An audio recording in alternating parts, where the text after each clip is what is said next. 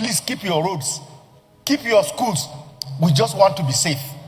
And that is the message we are sending to the Senate President. Please save our life and our people. We are not bothered about roads now or schools. Senators, don't cry, come out. Begging the Senate President that what Nigeria need at the moment is proper security system. Not roads, not water, not electricity. If they can provide security, it goes to show that Nigeria will thrive. Because they now also understand that the insecurity don't know you, whether you be Christian, you be Muslim, you be Africanist, you belong to APC, PDP. If you come across them, they are going to treat you like enemy. And this security, nobody is enjoying it anymore. Now, hear them out. Please keep your roads, keep your schools. We just want to be safe. And that is the message we are sending to the Senate President. Please save our life and our people. We are not bothered about roads now or schools. There is a renewed resurgence. Just in the last 2 months, Your Excellency, we know where the terrorists are gathering. It's in the public domain. Ordinary Nigerians need to see action. But today they will tell us they are here, tomorrow they are here. Everybody knows within our area. But we will not see any action taking place. That is to say, sir, we need this Senate to tell the armed forces to be reporting progress every week. Thank you very much, the mover, for this motion. Your Excellency, I will not say much, but you remember when we confirmed the service chiefs, we vehemently agreed that we should set KPI for them and they should be reporting. Unfortunately, those KPIs were not set and no report is coming. Simply because you send us in the mass media that you kill 10 terrorists or 100 terrorists, it's not a report. You have to liberate areas so that we can see. Last time I reported in this Senate that progress has been achieved. And we were very grateful to the President and the armed forces. But unfortunately, Your Excellency, this progress is being marred. There is a renewed resurgence. Just in the last 2 months, Your Excellency, we know where the terrorists are gathering. It's in the public domain. Ordinary Nigerians need to see action. But today they will tell us they are here, tomorrow they are here. Everybody knows within our area. But we will not see any action taking place. That is to say, sir, we need this Senate to tell the armed forces to be reporting progress every week so that state by state, otherwise it will be a mess of all issues and we will not be seeing progress.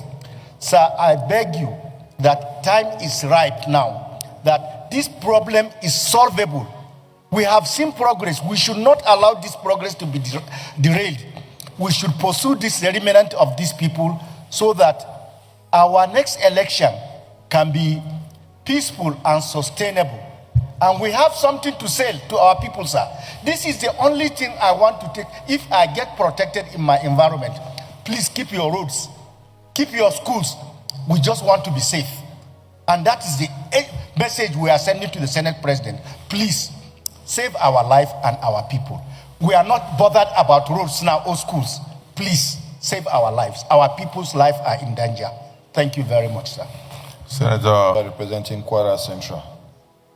I want to lend my voice to this urgent debate on the floor today, ably moved by Senator Lola Ashiru, who happens to be my colleague, my brother from the same state. I represent Kwara Central, he represents Kwara South.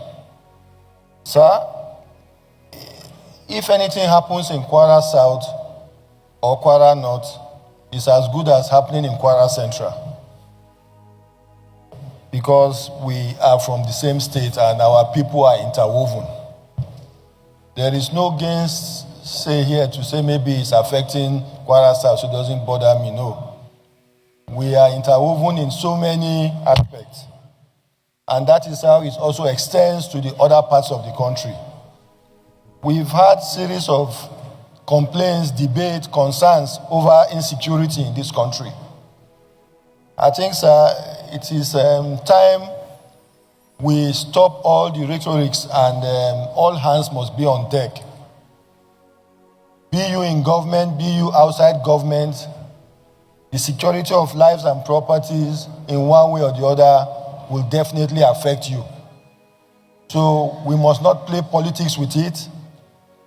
All we should do now is to try and see how solutions can be profiled, especially also putting the nation, our leaders in prayers, because any bad decision taken by leaders in government will definitely affect all of us.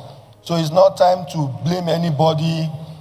For me, banditry, kidnapping, we must categorize them as criminal activities. There is no religion, there is no tribe, there is no ethnicity that abhors this.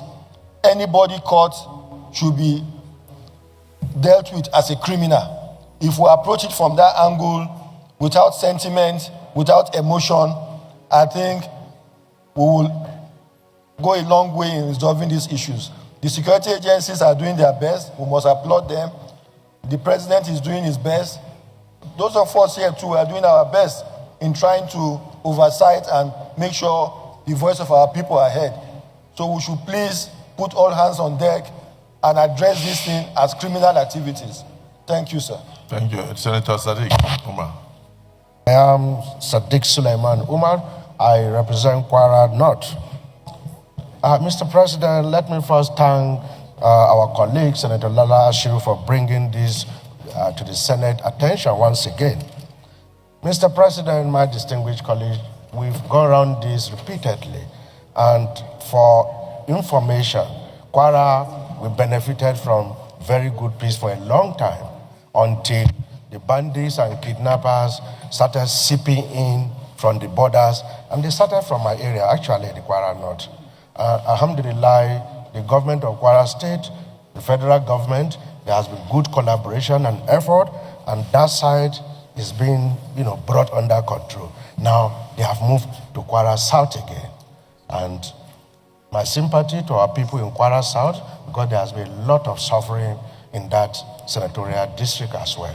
But the state government and the federal government are collaborating with the military structures as well as local vigilantes to see that this is brought to an end finally. However, Mr. President, while we represent our people and bring up what happens to them, the key tool we have as a legislature constitutionally is our investigative powers and our oversight function. And I think we need to bite harder. Our security committees, they need to be grilled better. They need to give us updates more regularly. Let's understand what are the gaps, what do they need from us. As far as I'm concerned, as a National Assembly, we've been supporting these institutions. And of course, we hear various conspiracy theories that there are some people benefiting from this. Why shouldn't we know who these people are? These are the things we should pay attention to, Mr. President, and so that we can bring this to an end finally. Thank you very much, Mr. President. If not be, we know the truth, we are finding it difficult to say it the way it should be. Like one of the senators said, all the informations, where they are and all that, they are in the public domain. So many security chiefs have come out. They have the list given to some certain elite, our presidents, past and present. They know all of that. Even a DSS boss will also make reference to it that in all of this, they have the list of names. Even some of them are in the presidency. They are senators and all that. But why is Nigeria finding it difficult to tackle it the way it should be? When you have a little lion as your pet, train the lion, it will get to a time that same lion will be looking at you as food. And if not properly curtailed, it might feed on you on a very good day. And that is exactly that is happening in Nigeria's system today.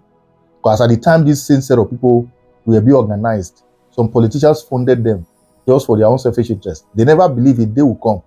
Same set of people they funded will back at them and begin to be a threat to them. And at this point, if we must tell ourselves the truth, we must tackle it irrespective of who that insecurity will affect, or rather in the process of dragging them. But no matter how highly placed you are, they must also drag you. If we are looking at it from the angle of if I want to tackle it, it might affect A or B, we are still going to be pampering them, and they still go to do more danger in our society. It is so sad that the president seems not to be saying or doing much about this insecurity in the land.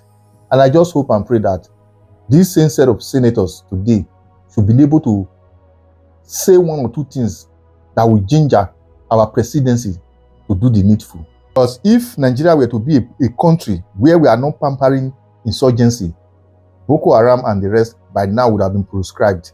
Up till now, we're still treating them because those who funded them have their own ulterior motive, which today, some of them cannot even face the public and said they funded some of these things. Like the international communities once said that the whole essence of the insurgency happening in the northern part of the country is to wipe away the Christians. But today, in the process of this same set of insurgency carrying out their nefarious activities, whether you are a Christian, you are a Muslim, they don't bloody care. In the end, they wipe any community they intend to wipe. Anyway, whatever you think, drop your comment in the comment section once again. Share and follow the page. For the record, if we must tackle insecurity, let's remove sentiment out of it. Treat it the way it should be. Otherwise, this one will not they talk now, Bibi will go, now they speak.